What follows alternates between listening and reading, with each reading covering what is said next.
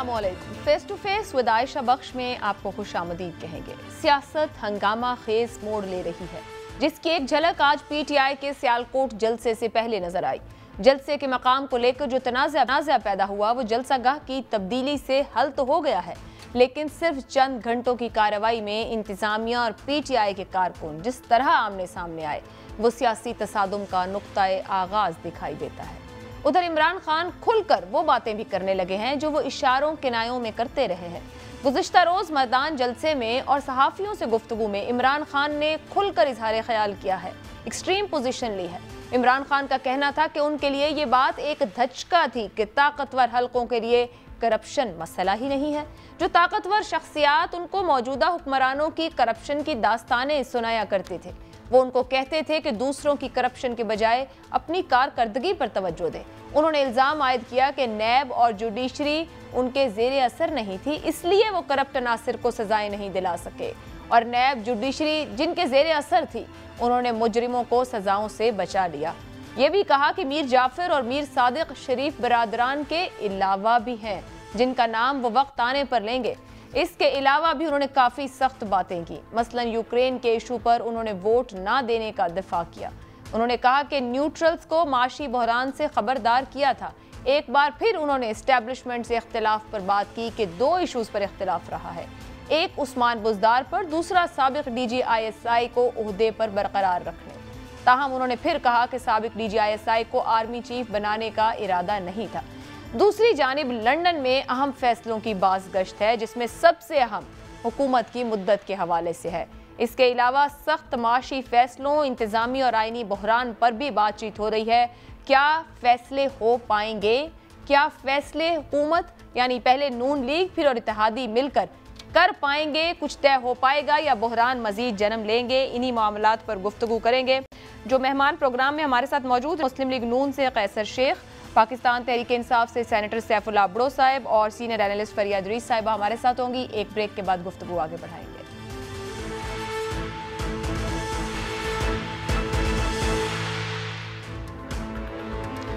Programme में आपको खुशामदीद कहेंगे। आगाज कर लेते हैं सियालकोट में आज जो सूरत हाल बनी। फरियाद रीस साहिबा, आपसे ये आगाज, आपके ख्याल में जो कुछ आज सियालकोट में हुआ, जलसा तो होने जा रहा है कुछ देर में, जलसे के मकाम को मुतनाज़े किसने बनाया? दोनों जानिब से अब तक बहुत कुछ सामने आ चुका।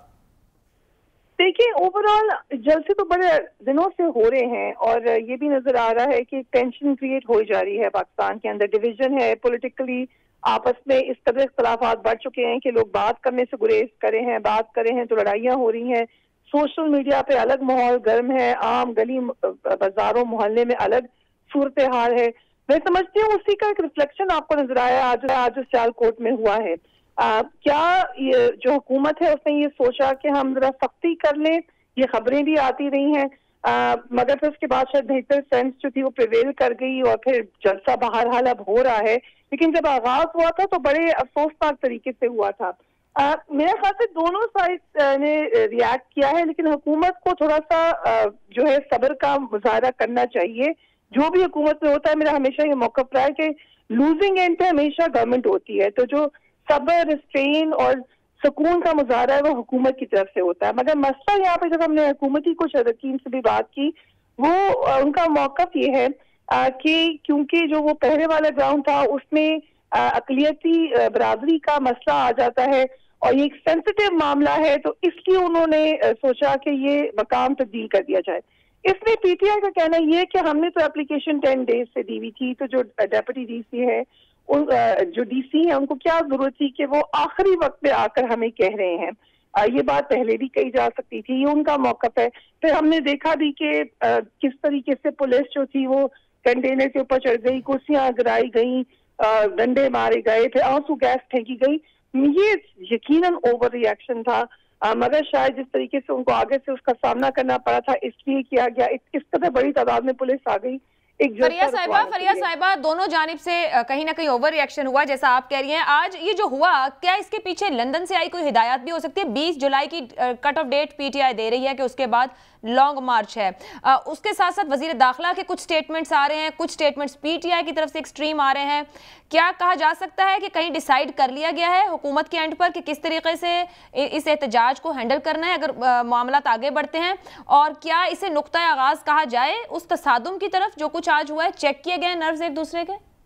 एक तो जो वेन्यू है वो बड़ा काउंट करता है। देखिए, सियालकोट का इलाका हमेशा से यहाँ पर बड़ा जो मुकाबला है वो सख्त ही होता है। पिछले इलेक्शन में भी देखा, उससे पहले भी देखा, यहाँ पे टेम्परेचर हाई ही होते हैं। तो ये उसके बाद बल्कि जो नेक्स्ट जलसा है फैसलाबाद का, उसमें हमें फिर शायद यही लगेगा कि तसादुम का मुतवनी बढ़ता हुआ ही नजर आएगा।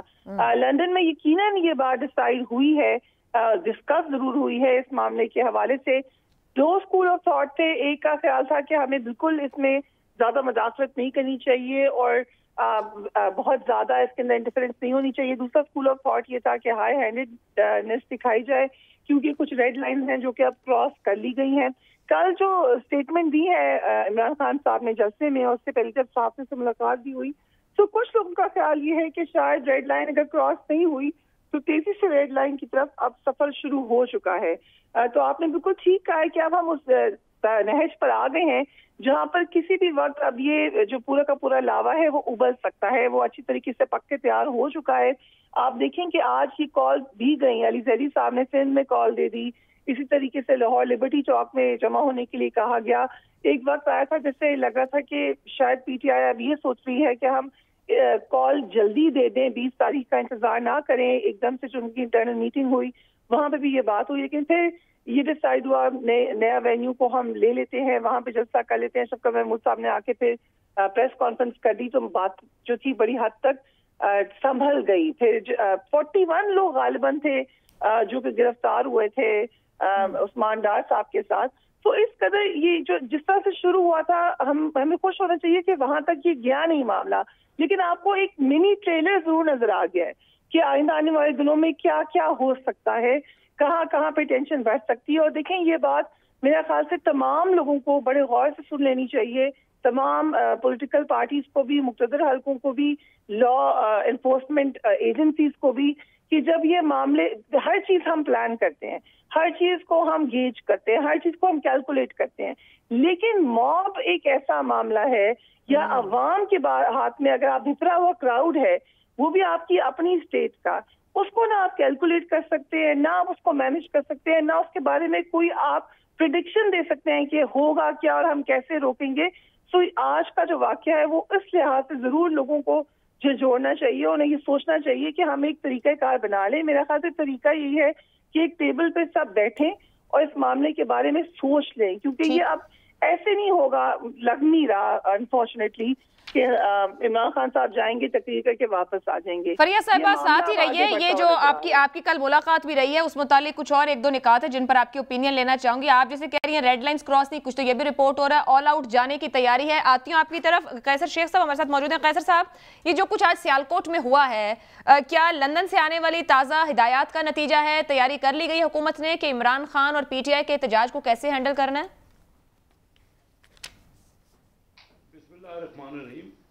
एक्चुअली मैंने सियालकोट का वाक़े का अभी तक ना सुना है ना मैंने देखा है।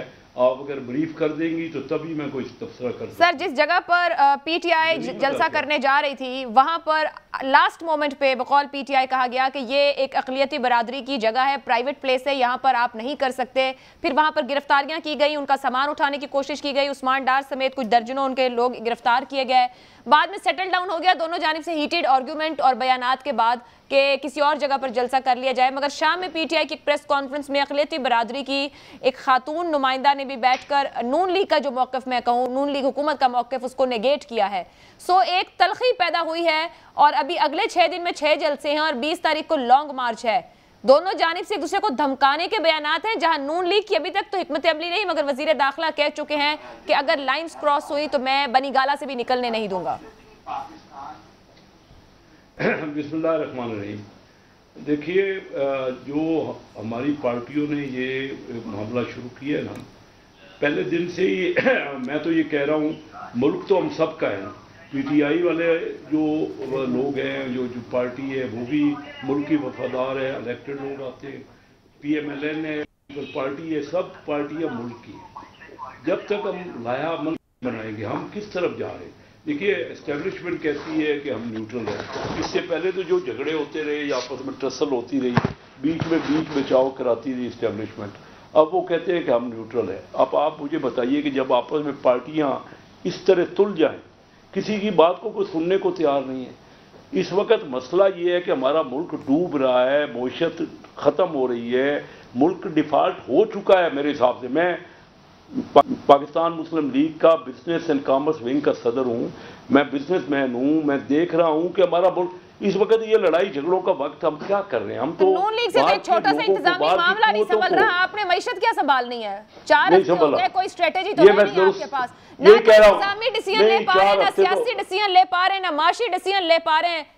कर क्या रहे हैं, करने क्या है, ये आप खुद भी नहीं जानते। अगर आयशा बख्श मुझे कोई मौका ही नहीं देंगी तो छोड़ देता हूं, मैं प्रोग्राम छोड़ देता हूं। आप तो ज्यादा बात मैं तो समझाना चाह रहा हूं। फरिया साहिबा पूछ रही हैं कि आपके फाइनेंस मिनिस्टर कौन है, ये बता दें, फिर बात आगे लेके जाते हैं। ये देखिए, मैं सारी बात वो जो पूछ रही है, पहले मुझे अपनी बात मुकम्मल कर दें, उनका जवाब भी मैं देता हूँ। अच्छा, 10 महीने अप्रैल तक छोड़ा ना इन्होंने। 10 महीने का इंपोर्ट और एक्सपोर्ट का जो खसारा है 39 अरब डॉलर छोड़ा है, और 17 अरब डॉलर जो है करंट अकाउंट डेफिसिट हो चुका है। ये करंट अकाउंट की बातें हमें करते थे कि 20 अरब, हमने तो 115 रुपए पे 20 अरब डॉलर का करंट अकाउंट छोड़ा था ना। आज 10 महीने में 17 अरब डॉलर का करंट अकाउंट डेफिसिट हो चुका है। कुल रिजर्व 10 बिलियन है। ये छोटी छोटी बातें जो है ना, इस वक्त आप जितनी मर्जी इस पे बहस कर लें, वक्त मुल्क बचाने का है, जो सब ने मिलकर बचाना है। बात मैं आपको करना चाह रहा हूं, हमारे पास तो चंद हफ्ते भी नहीं है हमारे पास ना। IMF ये जो छोड़ के गए हैं ना जिन हालत में, मैं ये कह रहा हूं कि वो भी, और मैं बजाय हम मोरद इल्ज़ाम ठहराते रहें, आपने ठीक नहीं किया या आपने ठीक नहीं किया, मुल्क हम सबका है। मैं सबको इस वक्त मैंने असम्बली में आगाह किया है कि हमारा मुल्क डिफॉल्ट हो गया है। हमें बैठ के सर जोड़ के सबसे पहले अपनी मुश्किल को ठीक करना है। शेर साहब, कतई कलामी की माजरत सर, आप अपनी मर्जी से आए हैं, अपनी खुशी से आए हैं, खुशी से आके हुकूमत संभाल ली, आपसे हिकमत अमली पूछें जवाब नहीं, वजीर खजाना पूछें जवाब नहीं। आप कितने हफ्तों को आए हैं, आपके पास इसका भी जवाब नहीं होगा। हाँ, मेरे पास जवाब ये है। देखिए, अगर कोई किसी का बच्चा अगर डूब रहा है, अगर वो डूब रहा है तो बचने के मुश्किल है चांस भी, तो क्या उसको बचाने के लिए कोशिश भी नहीं होगी? इन्होंने तो डुबा के छोड़ दिया। अब हम तो कोशिश कर, आप बोलते क्यों आए, क्या करते, उसको डूबने देते, एक और 15 दिन महीना। अब नहीं ये हालत है, मैं नहीं कह रहा कि हमने बचा लिया, लेके वहां पर डिसाइड करेंगे क्या करेंगे। मेरे मुल्क जो है, मेरा अजीज मुल्क जो है, ये डूब चुका है। और हम सबको मिल के, मैंने असम्बली में बोला है कि मिल के या तो अपने सिल्वर बेचें, जो कुछ हमारे पास है उसको बेच दें, जो हमारे पास हुकूमत के जो नेशनलाइज यूनिट हैं उनको बेचें, या बाहर के लोगों को, उन्होंने किसी ने हमें कर्ज देने से तो इनकार कर दिया। जिस हालत में हम पहुंच चुके हैं, अब मुझे ये बताइए कि हम सबको और सब टॉपिक छोड़ के सिर्फ और सिर्फ ये बात करना चाहिए कि मेरा मुल्क अगले चंद महीने कैसे बचता है। मैं ये कह रहा हूं कि असम्बली को भी यही बात करना चाहिए, आपको प्रोग्राम भी सिर्फ यही करना चाहिए। अगर मुल्क ना रहा, या मुल्क की मुशत जैसे कि श्रीलंका में हुई है, अगर मेरी LCR न खुली, आज 234 रुपए डॉलर हो गया है 9 महीने का रेट, 234 रुपए। ये मैंने नहीं किया, ये 15 दिन में या महीने में हमारी हुकूमत ने नहीं किया। जो छोड़ा है जिस जगह पे, 15 दिन हो गए, हमारे भी कैबिनेट बने जो है 20 दिन हो गए, लेकिन ये देखिए कि 234 रुपए है। और क्या बनेगा, कोई चीज मिलेगी? यहाँ बैंक ने मना कर दिया। मेरे डॉक्यूमेंट जो आ रहे हैं ना, जो ड्यू हो रहे हैं ना, यानी कि जो पेमेंट ड्यू हो गई है ना, उसको बैंकों ने मना कर दिया है पेमेंट करने का। आप और मैं और सब हम मिल के पहले अपने मुल्क को बचा लें, बाकी लड़ाई झगड़े ये रोज के, और मैं अब जलसे कर रहे हैं, हम 20 लाख बंदे इकट्ठे कर रहे हैं, आप 50 लाख बंदे इकट्ठे कर लें, मुल्क बच जाएगा। पहले अपने मुल्क का सोचो, इलेक्शन करवा लो, मुल्क बच जाएगा। 15 दिन, महीना, 2 महीने नहीं निकल सकते। उधर ध्यान करें, हम कब इलेक्शन करा लेंगे, सब बैठे, सब मिल के बैठे, ये आप करें, बस मेरी बात खत्म होगी। सर, सवाल फिर वही है, इस वक्त आप हुकूमत हैं, कोई स्ट्रेटेजी है क्या? उनको साथ बिठाने की स्ट्रेटेजी है? आपका वजीर खजाना कौन है? आप IMF में जा रहे हैं, आप नहीं जा रहे हैं, आप क्या हिकमत अमली इख्तियार करें कि PTI सड़क छोड़े पार्लियामान में आ जाए? सवाल का जवाब सुन लीजिए, जवाब मुख्तसर जवाब सुन लीजिए। स्ट्रेटेजी ये है कि मैं गुजारिश कर रहा हूँ तमाम पार्टियों से, आइए मुल्क बचाइए, हम चार्टर ऑफ इकानमी करें। हम जब अपोजिशन में थे तब भी गुजारिश कर रहे थे, आज भी गुजारिश करिए स्ट्रेटजी। दूसरी बात, हमारा वजीर ख़जाना मिफ्ता इस्माइल साहब हैं, IMF में हम जाने की कोशिश करें। IMF हमें कह रही है कि नहीं, हमारी शर्तें मानो। अब 50 रुपये अगर हम डीजल का रेट बढ़ा देंगे, गरीब आदमी तो उसको ना, गरीब आदमी का क्या कसूर है कि आपने डॉलर 118 से लेके 190 तक पहुंचा दिया अप्रैल तक हुकूमत PTI ने, और उसके बाद अब जब 190 पे आएगा तेल आएगा और 50 रुपये और बढ़ जाएगा।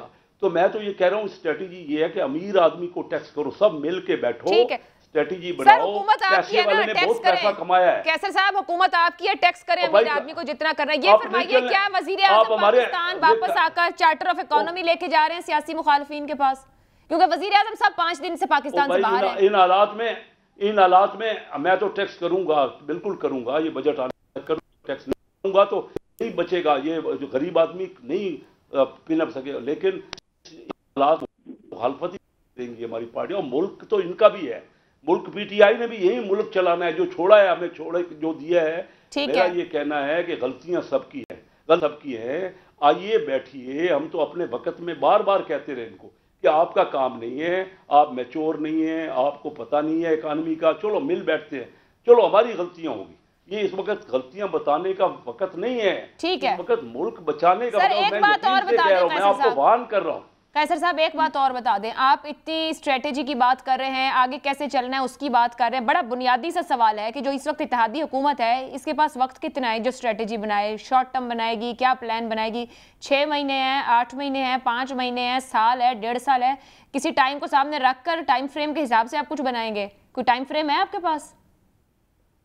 ये मैं इसीलिए तो कह रहा हूँ कि ये वक्त जो है ना, टाइम फ्रेम हम तो चाहते हैं कि जल्द से जल्द इलेक्शन हो जाए, लेकिन कोई भी संभालेगा इन हालात में? ये डिफॉल्टेड मुल्क को, जो इकानमी फेल हो गई है, इसको कौन संभालने के लिए तैयार होगा? मुझे सड़कों पे वो तैयार बैठे हैं, वो कह रहे हैं इलेक्शन कराएं, हम संभालने को तैयार हैं।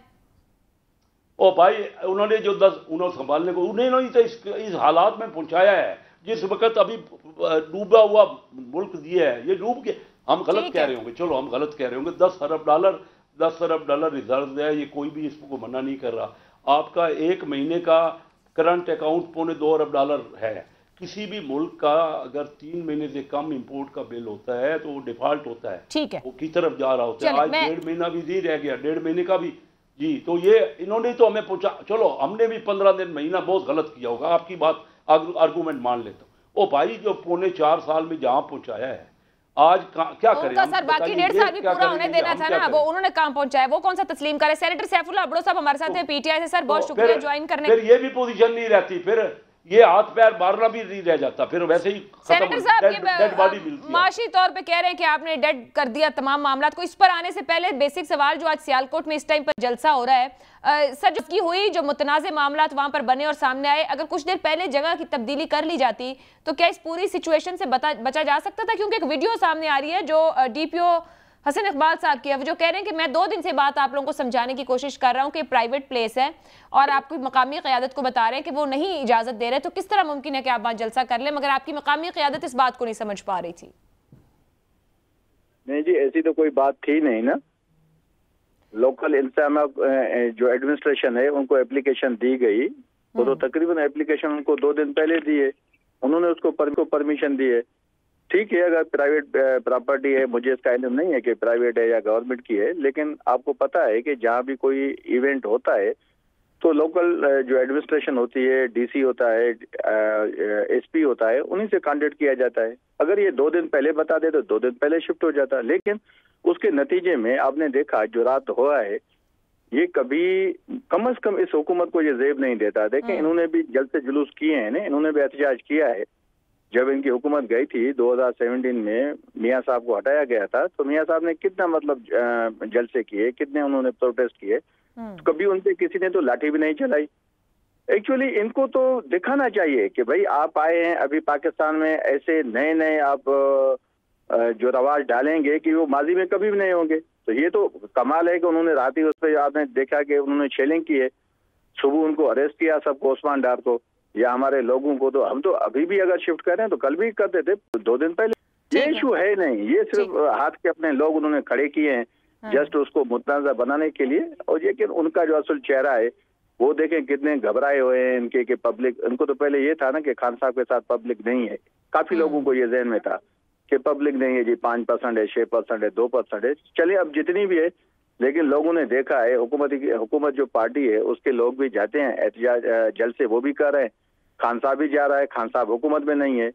तो आप खुद उसका अंदाजा लगा सकते हैं, आपसे ज्यादा तो कोई जज नहीं है मीडिया से। सर जलसे कर रहे हैं, गुज़िश्ता रोज के जलसे में इमरान खान साहब ने खुलकर जो बातें पहले वो ढके छुपे भी कह रहे हैं, मजीद खुलकर बात की है और बड़े उन्होंने ललकारा ही है एक तरह से। और कल सहाफियों से मुलाकात रही है, वहां पर भी जो बातें इशारों किनारों में रही हैं वो खुलकर कह रहे हैं कि अब ऑल आउट जाने का फैसला किया है, कोई स्ट्रेटेजी बना ली है कि 18, 19, 20 ऑनवर्ड्स, क्योंकि कुछ गिरफ्तारियों की भी इत्तलात आ रही है, कुछ वहां भी दूसरे एंड पे स्ट्रेटेजी बन रही है, कोई हिकमत अमली है या 20 के बाद ही पता चलेगा कि क्या होना है लॉन्ग मार्च को लेके? देखिए तो खान साहब खुद ही बताएंगे, वो हेड हैं पार्टी के और लाजमी जब वो अनाउंस करेंगे किसी भी काल का तो वो ही बता सकते हैं, मैं तो इस पोजीशन में नहीं हूँ। लेकिन आप जहाँ तक बात कर रहे हैं कि ये अपना जो जलसों में खान साहब खुल के बात करें, देखिए खान साहब का डे वन से एक ही मौक़िफ़ है कि पाकिस्तान की अवाम की इज़्ज़त होनी चाहिए, पाकिस्तान के अवाम के लिए जो भी चीज़ें बनी वो बिल्कुल क्रिस्टल क्लियर होनी चाहिए। ऐसे ना हो कि लोगों को ये पता हो कि मतलब क्या हो रहा है पसे पर्दा। तो खान साहब की तो एक वाज़ेह स्ट्रेटजी है। अभी आप देखें ना, माजी में ये हो रहा था ना, अभी ये मुझे पता नहीं जो आप स्पोक्समैन बैठे थे, मुझे तो उनका नाम इल्म नहीं है, मैंने लेट से ज्वाइन किया आपको। कैसर शेख साहब हैं नून लीग से। 4 साल की जो अच्छा, तो देखें कैसर साहब सीनियर पार्लियामेंटेरियन है माशाल्लाह, MNA भी हैं। अभी वो तो ये कह रहे हैं कि जी 3.5 साल में हमने तबाही कर दी। भाई आप तबाही हमने की, आप बैठे हैं ना, आपके पास तो कैसे था 3 दिन में आपने जो इस्लामाबाद से एयरपोर्ट तक जो मेट्रो ट्रेन है आपने 3 दिन में चला दी। आप तो देखें, आप गए थे अभी वो डैम बनाने के लिए गए थे जिस पे जनरल मुजम्मिल ने रिज़ाइन किया, आप वो भी मेरे ख्याल में 4 महीने में बनाना चाहते हैं। तो आप इकोनॉमी क्यों नहीं बना सकते? आप डॉलर है, डॉलर 172, 176 था, अभी क्यों 194 पे आ गया? आपके हिमायत में काफ़ी लोग आ गए जिन्होंने कहा कि जी देखें अभी डॉलर 182 आ गया, बहुत कंट्रोल हो गया। क्यों अभी 194 पे 195 पे क्यों पहुँचा है डॉलर? आप इसी तरीके से जैसे आपने मेट्रो ट्रेन बना दी, इसी तरीके से आप डॉलर को भी नीचे ले आएँ, इकोनॉमी बना दें। 5 दिन से 6 दिन से आप आउट ऑफ कंट्री बैठे हैं अपनी कैबिनेट लेके। तो देखें अगर आप हमें ये कहते हैं कि वैसे आखिरी दिन जिस वक्त तक वजीर आजम इमरान खान थे 9 अप्रैल को, उस दिन डॉलर 189 रुपए पे था, 189। देखें हिमायत इनकी तो 182 की वजह से की गई है ना इस गवर्नमेंट की, ये तो आपको पता है ना कि भाई ये गवर्नमेंट आएगी तो डॉलर को नीचे ले आएगी। 189 से लेके वो 182 पे पहुंच गए, फिर अचानक क्या हो गया उनको? ये तो उनकी खासियत थी ना उनके आने की कि अगर ये जो मतलब 11 जमायतों का इत्तेहाद है, जब ये आया है इधर, उसी वजह से डॉलर अचानक 189 से 182 पे आ गया विद इन 3 डेज। तो अभी अचानक क्या हो गया? डॉलर को कौन सा वायरस लग गया?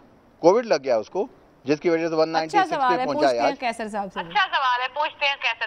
मैं पहले फरिया साहिबा की तरफ आऊंगी कि इससे पहले कैसर साहब फिर बताएं कि क्या कुछ PTI छोड़ गई है। फरिया साहिबा, गुज़िश्ता रोज जो आप लोगों की मुलाकात रही, जाहिर बात है आपको वहाँ वाइब्स जिसे कहा जाए कि आप किसी के साथ बैठ के बात करें तो आपके फेशियल एक्सप्रेशंस, बॉडी लैंग्वेज बहुत कुछ बता रही होती है।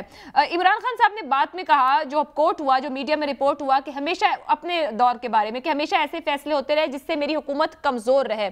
हमारी एक तारीख भी है, माजी के वज़ीर आज़म भी जाने के बाद कहते रहे कि उनके फैसले कोई और लेता रहा। कुछ उसी किस्म की सूरत हाल आप समझी या कुछ मुख्तलिफ? क्योंकि जो हम परसीव करते रहे 3.25 साल, एक मजबूत हुकूमत, तमाम क्वार्टर्स और सेक्टर से सपोर्ट रही, आप क्या कहेंगी? आयशा, 2 हिस्से आपके क्वेश्चन के, मैं पहले वाला आंसर करती हूँ, दोनों बड़े मजे के हैं। पहला तो ये कि जब मैं एंटर हुई बनी गाला में, और क्योंकि जब इमरान खान साहब की प्राइम मिनिस्टर हाउस में जो मीटिंग थी जर्नलिस्ट की, तो उसमें मैं थी। तो हाँ, वो आखिरी रात वाली मुलाकात में भी आप थी, बिल्कुल जबरदस्त है। इस मीटिंग में एक तो मुझे लगा कि बनी गाला के अंदर पूरा इलेक्शन माहौल है, बहुत ज्यादा वहाँ पर एक्टिविटी थी, हर किस्म की मीटिंग, लोग आ रहे हैं जा रहे हैं। तो Bani Gala was totally in election mode. Imran Khan साहब हमें बहुत ज्यादा खुश नजर आ रहे थे, उनकी पार्टी के लोग बड़े एक्टिव नजर आ रहे थे।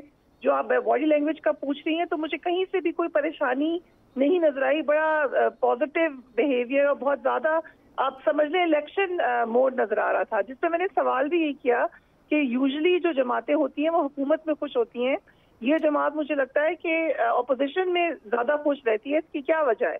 आप लोग अपोजिशन में जरा शायद बेहतर काम करते हैं। तो उस पे इमरान खान साहब ने कहा पूरा, फिर उन्होंने वो बात जो वो जल्सों में भी करते हैं, ही साइड के मैं इस पे खुश हूँ कि मुझे जो पब्लिक रिएक्शन मिला है, जो मैंने सोचा था उससे बहुत ज्यादा ये पब्लिक रिएक्शन है, जो लोगों ने रिटेलिएट किया है, और मुझे लगता है कि मेरा मिशन यहाँ तक पूरा हो गया है। तो ये उनका एक ओपिनियन था।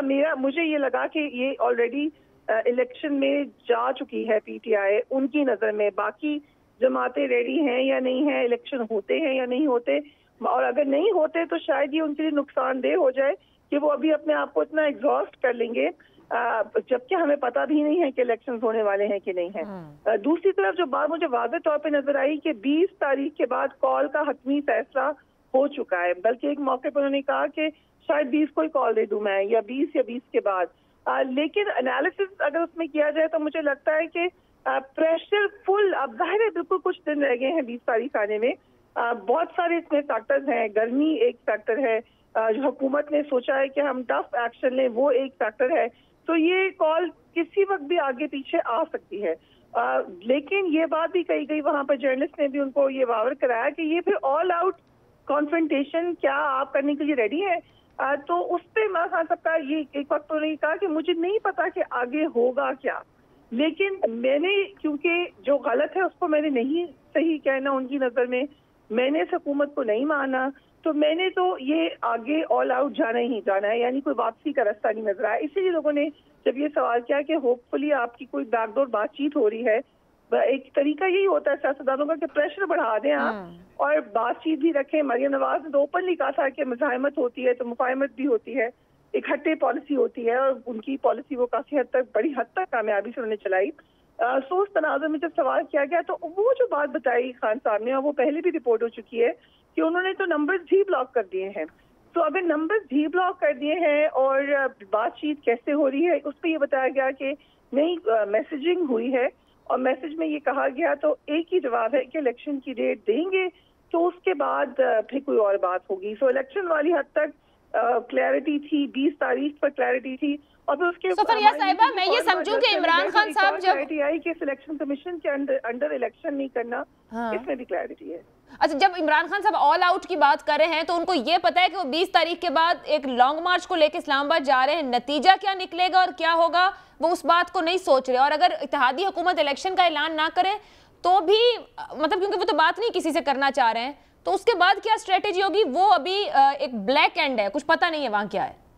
बड़ी कंफ्यूजन है आशा इसमें, और मुझे ये परेशानी भी इस हवाले से है कि क्या बेहतर नहीं है कि पहले बातचीत हो जाए, पहले सब बैठ के डिसाइड कर ले, क्योंकि क्या होगा, आप ऑल आउट जाएं, लोग बहुत ज्यादा तादाद में अगर लोग आ जाते हैं, हम जानते हैं कि पाकिस्तान में हमारी जो पुलिस है उसका जो तनासुब है एक आम आवाम के निस्बत से, अगर मैथमेटिकली कर लें कि लेट्स से 1 लाख बंदा आता है तो आपकी कितनी पुलिस वहाँ पे तैनात होगी एक बंदे के मुकाबले। पर इससे पहले सवाल ये भी हो जाता है ना कि आने दिया जाएगा, वो पॉसिबिलिटी क्या होगी। लेकिन क्या जो फवाद साहब ने एक स्टेटमेंट दिया चौकीदार को मुखातिब करके, ऐलान इलेक्शन हुकूमत की बजाय किसी और जगह मांगा जा रहा है, बैक एंड पर उनके लोग कोई बातचीत कर रहे हैं, धरना कोई पॉसिबिलिटी हो सकती है, ऐसी कोई बात भी पूछी गई?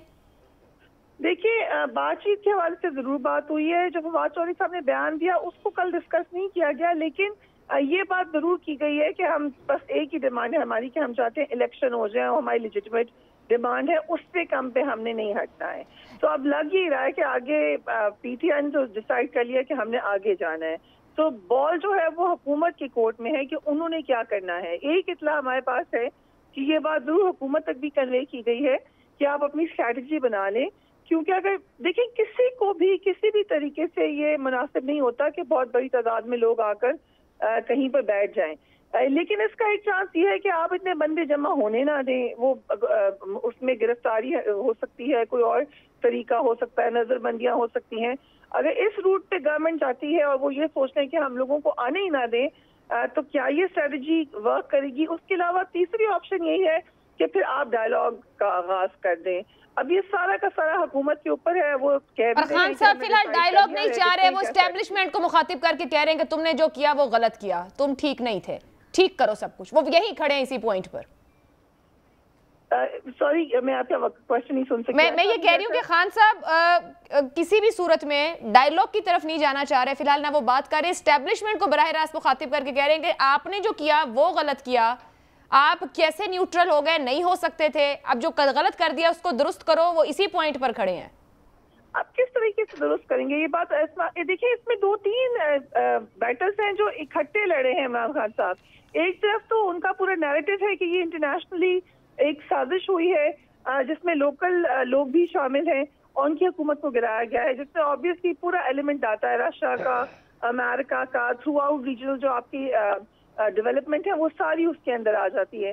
दूसरा उनका एक और मामला है जो आपने अभी इसका जिक्र किया, आपके सवाल का दूसरा हिस्सा था कि उनको ये भी तासुर अब है जो उन्होंने डिस्कस किया है कि मेरी हुकूमत भी उस तरीके से मदद नहीं की गई, जैसे कि एक तासुर बना हुआ है मीडिया में हर जगह कि मुझे बहुत ज्यादा मदद दी जाती थी या मेरी हुकूमत को बिल्कुल कदम कदम चलने में मदद की गई है। उस तासुर को उन्होंने हटाने की कोशिश की गई है। मतलब उन्होंने जिक्र किया कि फॉरवर्ड ब्लॉक्स बन जाते हैं, हुकूमत में बहुत कुछ होता है और बहुत सारे तरीके हो सकते हैं। आप उनका कहना ये था इमरान खान साहब का कि उन्हें लगता है कि अब नैब इंडिपेंडेंट नहीं है, उसकी आर्म ट्विस्टिंग हो रही है, लेकिन जब उनकी हुकूमत थी तो ऐसे अब बिल्कुल नहीं हो सकता था। उनको बताया जाता था कि नैब इंडिपेंडेंट है। तो ये तासुर वो जाहिर करने की कोशिश कर रहे हैं कि उनको जो एक मीडिया कहता है या उनके मुखालिफिन कहते हैं, बल्कि उनके एलाइज ने भी कहा, आपको याद होगा चौधरी परवेज इलाही ने भी अपने इंटरव्यू में कहा कि नैपियां तक तब्दील की गई हैं, उस पर वो नहीं एग्री कर रहे। वो कह रहे हैं कि मुझे तो एक्चुअली जो मैं काम करना चाहता था वो नहीं करने दिया। अकाउंटेबिलिटी का उन्होंने जिक्र किया कि मैं चाहता था कि ऑल द वे अकाउंटेबिलिटी हो। मेरे लिए एक बड़ा ही धचके लगने वाला मोमेंट था तो मुझे पता चला कि जो पाकिस्तान की एस्टैब्लिशमेंट है वो नहीं चाहती कि करप्शन खत्म हो। ये मेरे लिए एक बड़ा शॉकिंग मोमेंट था जिससे मैं निकल ही नहीं सका इस शौक में से बड़े अरसे तक। और मेरा उसके ऊपर कोई मैं जो जैसे अगर हम चाहते जैसे अकाउंटेबिलिटी करना चाहते थे। फरिया साहिबा, शिकवे शिकायतें हैं उनको पूरे निजाम से, हर इदारे से, इत्तेहादियों से, जमात के अंदर लोगों से, कोई ऐसी बात जो मीडिया में रिपोर्ट होने से रह गई हो, कोई ऐसा नुक्ता जो कल वहां पर आपने महसूस किया हो, समझा हो या जाना हो मगर नजर से हमारी आज गुजर गया हो? देखिए इसमें एक बात जो वहां पे नहीं हुई और मेरे ख्याल से वो बड़ी अहम है जो मैंने जाके जलसे में कह दी, क्योंकि बार बार उनसे वहां पे ये सवाल हुआ था कि इस ईसीबी के अंदर कि आपको इलेक्शन मंजूर होंगे, तो उन्होंने उस वक्त जवाब नहीं दिया। लेकिन जलसे में जाके उन्होंने, आपने देखा होगा बिल्कुल आखिर में, क्योंकि आप सबसे अहम बात आखिर के लिए रखते हैं, और उस वक्त उन्होंने कहा कि मैं इस इलेक्शन कमीशन के अंदर इलेक्शन मंजूर नहीं होंगे। एक तासुर मुझे ये लगा आयशा कि ये आखिरी डिमांड नहीं है। शायद आगे आगे देखते हैं कैसे हालात अनरेवल होते हैं, लेकिन कहीं और भी कोई 1-2 लोगों का ना कह दें कहीं खान साहब कि उनके साथ भी उनको इलेक्शन कबूल नहीं है। लेकिन वैसे कल के जलसे में काफी दिनों बाद वो इलेक्शन कमीशन पे बोले थे। बहुत शुक्रिया फरिया साहिबा, वक्त निकालने के लिए। ब्रेक लेते हैं, ब्रेक के बाद वापस आएंगे तो फिर पॉलिटिकल एंड पे ये तो है वो एनालिसिस मामला जाकर है, पॉलिटिकल एंड पर सियासतों के हाथ में कुछ बचा है या नहीं, इस ब्रेक के बाद।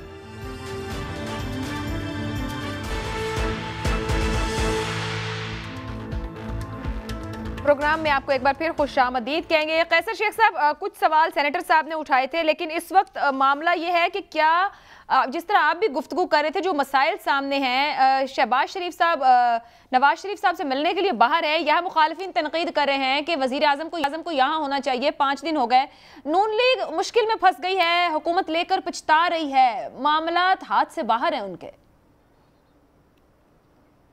मेरा ये कहना है कि एक मरीज जो है वेंटिलेटर पे पड़ा है, क्या ये अच्छा लगता है कि उस वक्त वो वेंटिलेटर में उसको बचाने की और दुआएं करने की और उसका इलाज करने की बजाय हम उसकी शादी के बारे में तारीखें फिक्स कर रहे हैं। इलेक्शन की डेटों के चक्कर में आप इस वक्त आपका पाकिस्तान जो एक्चुअल आपका मुल्क है, मुझे ये बता दीजिए, यही बता दें, पीटीआई वाले बता दें किस तरह बचता है। जो कुछ छोड़ा है इन्होंने अप्रैल के एंड में, जो फिगर्स आई हैं, जो फिगर्स हैं, 39 अरब डॉलर इंपोर्ट और एक्सपोर्ट का गैप है, यानी 39 अरब डॉलर, और कुल आपकी रिमिटेंस जो है सारी खत्म भी कर दो, सारी भी, तो 17 अरब डॉलर 10 महीने में आपका करंट अकाउंट डेफिसिट है। वो कहाँ से लोगे? या कर्जा लोगे या क्या करोगे? उसका हल मिलके ढूंढें। मैं जो असेंबली में बात कर रहा हूँ, मैं कह रहा हूँ कि मिफ्ता इस्माइल, मैं अभी भी कहता हूँ, मिफ्ता इस्माइल का ये सिर्फ काम नहीं है कि इतनी मुश्किल हालात में वो कोई सीजन, देखिए तो असेंबली में से तो आया नहीं। मेरा पहले दिन से ये मुतालबा है और कहता रहा हूँ, जब जो शौकत तरीन बने थे उस वक्त भी मैंने खुल के कहा था कि आपका फाइनेंस मिनिस्टर सारे IMF से, वर्ल्ड बैंक से या बैंकों से क्यों आते हैं? बात तो ये है कि मुल्क को ये तबाही में आज से नहीं है, ये 30 साल से यही हालत है। इंडिया आज से 30 साल पहले हमसे उसकी परचेजिंग पावर जो है ना, उनकी टोटल इकानमी 4 गुना थी और उनकी आबादी 6 गुना थी। उनका पर कैपिटा एक फीकस आमदनी हमसे बहुत कम थी। उस वक्त मनमोहन सिंह, हमारे डॉक्टर महबूब हक साहब से, मैंने अपनी तकरीर में भी कहा है, उनके वज़ीर आज़म हमसे मशवरा करते थे डॉक्टर महबूब हक साहब से, वो मुझे बताते थे, डॉक्टर महबूब हक साहब मेरे दोस्त थे, कि वो हमसे मशवरा करते हैं और हम उनको समझा रहे हैं। इंडिया तो आज चला गया, हमारी टोटल इनकम इस वक्त पाकिस्तान की $300 अरब है, इंडिया चला गया 3300 अरब पे। हमें तो मिलके अपने मुल्क को बचाने के लिए और इसको आगे बढ़ाने के लिए सोचना है। मुझे तो ये समझ नहीं आ रही सर, ये फरमा दीजिएगा कि जो मरीज स्ट्रेचर पर पड़ा है, जिसको ऑक्सीजन लगी है, डॉक्टर सही मिल गए हैं या डॉक्टरों को भी पता नहीं है क्या करना है? जी डॉक्टर तो सारे एक्सपर्ट पाकिस्तान के जितने थे ना वो बुला लिए गए। तो पाकिस्तान में इससे पहले भी थे, हफीज शेख से बड़ा तो कोई डॉक्टर इनको मिलता नहीं है। पहले हफीज शेख आता, वो किधर चला गया? कुछ ये मुझे बताइए कि कहीं नजर आ रहा है आपको? वो डॉक्टर साहब किधर चले गए? कहाँ से आए थे, किधर चले गए? ये मुझे बताइए। शौकत तरीन साहब को क्यों भाई, इलेक्ट तो हम होते हैं, असेंबली बजट बनाती है, असेंबली बजट पास करती है ना, कौमी असेंबली। पिछले 35 साल से सिर्फ 6 महीने नवीद कमर असेंबली से वजीर खजाना बने। बजट असेंबली ने पास करना है, बनाने वाले सारे डॉक्टर बाहर से आ रहे हैं। अभी तो भी क्या मिफ्ता साहब पर भी आपको यही एतराज है? अपने जो मेरा इतराज है मिफ्ता साहब पे भी मुझे इतराज, जो मरज को समझता है, जो उसका फैमिली डॉक्टर है, जो उसके साथ रहा है सारी जिंदगी। हम लोग तो लोगों में जाते हैं। मुस्ताद मेरे पे मुझे इतराज है, मैं उसको बड़ी अच्छी तरह जानता हूँ, मेरा बड़ा करीबी है वो, मैं उसमें जाती तौर पे इतराज नहीं है।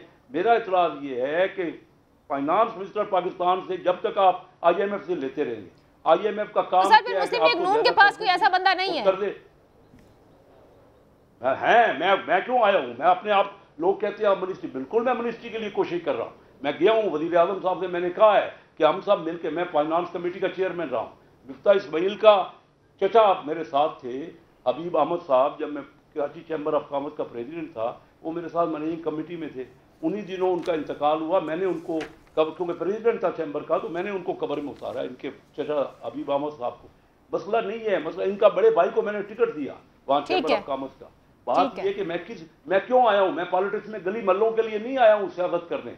मैंने वजीर आजम साहब से शिकायत की और मेरा बिल्कुल ख्वाहिश है, कई लोग कह रहे हैं ये अपनी वजारत के लिए बातें कर रहे हैं, मैं कर रहा हूँ। मैं चाह रहा हूँ कि मुल्क को किस तरह बचाऊं, मेरे पास हल है। हम तो अगर कैसर अहमद शेख को वजारत दे दी जाए तो क्या सब कुछ ठीक हो जाएगा, बेहतरीन हो जाएगा, बेहतर पॉलिसी आ जाएगी? नहीं, इस तरह ठीक नहीं होगा। उन सबको मिलाना पड़ेगा। मैं वजारत मेरे पास होगी तो तमाम कारोबारी मेरे तल्लक वाले हैं, मैं उनको इकट्ठा करके मशवरा करूंगा। मैं अकेला कुछ भी नहीं हूँ। और लेकिन ये सारे मेरे तल्लक, इस वक्त 17 जो 100 एक्सपोर्ट कंपनी है ना बड़ी, उसमें से 17 तो मेरे करीबी अजीज, मेरे बचपन के दोस्त या मेरे रिश्तेदार हैं। 100 मेरे पाकिस्तान की 17 कंपनियां और 40-50 कंपनियां चुनियोट से उनका तल्लक है। पाकिस्तान की 100 बड़ी एक्सपोर्ट करने वाली कंपनियों में से 40-45 ठीक है कैसर शेख साहब, मुझे जरा सेनेटर साहब को बिरादरी से है। जी, हम समझते हैं कि मुल्क को इस वक्त मसला पाकिस्तान की मुशत का है। जिन लोगों के पास भी तजवीज़ है सब आए, बैठे, चार्टर ऑफ इकोनॉमी करें, मुल्क बचाएं। मुल्क इस वक्त आपका मरीज जो है वो नहीं बच रहा, और आप डेटे दे रहे हैं कि फलां इलेक्शन करा दो, 20 लाख इकट्ठा कर लो इकट्ठे, 20 लाख से ज्यादा कर लो। जी सेनेटर सैफुल्लाह साहब, वो कह रहे हैं कि मईशत आपकी ICU में पड़ी है और आपको इलेक्शन इस वक्त है, ये तो आप सब कुछ करके गए हैं। और सर इमरान खान साहब कह रहे हैं अगर इलेक्शन नहीं तो मैं सड़कों पर हूं, जो मर्जी कर लो। देखिए अच्छा बीबी, मैं पहले भी जो आपने क्वेश्चन पूछा था ना, मैंने उसका आधा जवाब दिया, फिर आप शायद वो एंकर के पास चली गई। मैं तो पहले उसको कंप्लीट करूं। जैसे भाई ने कहा ना कि हमें 3.5 साल में जो PTI ने किया तो हम कैसे कर सकते हैं 1.5 महीने में। देखिए हमें तो जो पाकिस्तान मिला जिस हालत में, तो 48 साल थी ना, 70 से लेके ये 2 पार्टीज़ हैं ना, किसी न किसी शेप में हुकूमत करती आई हैं। तो 48 साल की हुकूमत, जो 48 साल के मसाइल हैं, मैं उसको गैर पार्लियामानी अल्फाज से मेंशन नहीं करता, लेकिन जो उसके मसाइल हैं तो ये हमसे तवक्का करते थे, हम उसको 3.5 साल में ख़त्म करते।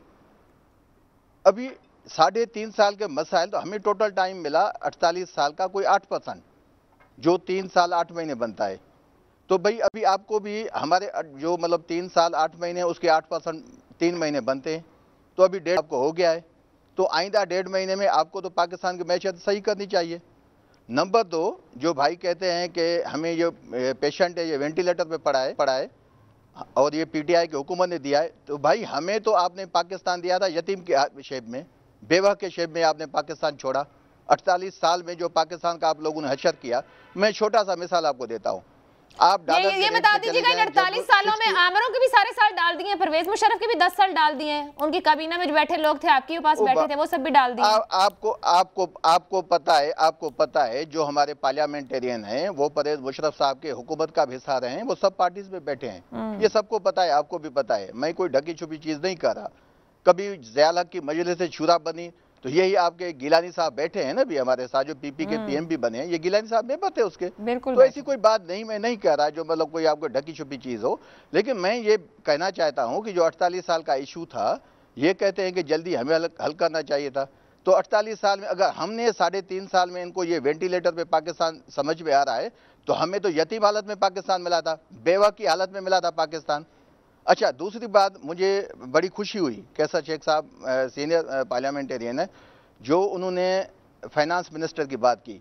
ये अलमिया है हमारे पाकिस्तान का, सब पार्टीज का, कि जब वो हुकूमत में आती हैं, पीएम बनता है, इट मीन्स वो सिक्योर करता है मोर देन 172 वोट। अभी भी तो वाकई फाइनेंस मिनिस्टर क्या एक भी आदमी एलिजिबल नहीं है हमारे यहाँ किसी भी पार्टी में, जो फाइनेंस मिनिस्टर बाहर से आते हैं। और मुझे खुशी होती है। देखिए, अच्छी बात जहां भी हो उसको अप्रिशिएट करना चाहिए। अभी भी देखें ना, चले हम पे तो ये इल्जाम लगता था ना कि हम अहल नहीं है, ये तो सारे अहल मिले हैं ना, जो 11 पार्टियों के पाकिस्तान की क्रीम है जिसने 48 साल पाकिस्तान का हशर किया, ये तो सारे मतलब ऐसे लोग हैं जैसे आसमान से उतारे गए। 174 इनके एमएनएस, 50 के लगभग इनके सेनेटर्स हैं, तो 224 मेंबर्स में से इनके पास एक भी आदमी नहीं जो फाइनेंस को जानता हो। भाई मिफ्ता इस्माइल तो कैंडी बॉय है, वो तो कैंडी फैक्ट्री चलाता है, उसको क्या पता फाइनेंस का। आप देखिए, वो पहले कहता था कि मैं आके 1 हफ्ते में आके जो मैशियत को बना दूंगा, अभी वहां बैठा हुआ है, वहां वो इस्लाम को यूज करता है कि इमरान खान साहब तो जो है वो तालिबान के हामी है। देखिए, इन चीजों को ये सही करना चाहिए। अगर कैसर शेख साहब के पास कोई हल है तो मैं तो शहबाज शरीफ साहब को कहूंगा कि उसकी तरफ वो देखें। और मिफ्ता इस्माइल क्या है, एक जबरदस्त। अभी कैसर साहब भी यही कह रहे हैं, उनके पास हल है, देखना यह कि शहबाज को कैसर साहब का हल पसंद आता है या नहीं। सेनेटर सैफुल आबड़ो साहब, कैसर अहमद शेख साहब, फरिया इदरीस साहिब, आप तीनों मेहमानों का बहुत बहुत शुक्रिया। इजाजत दीजिए, अल्लाह हाफ़िज़।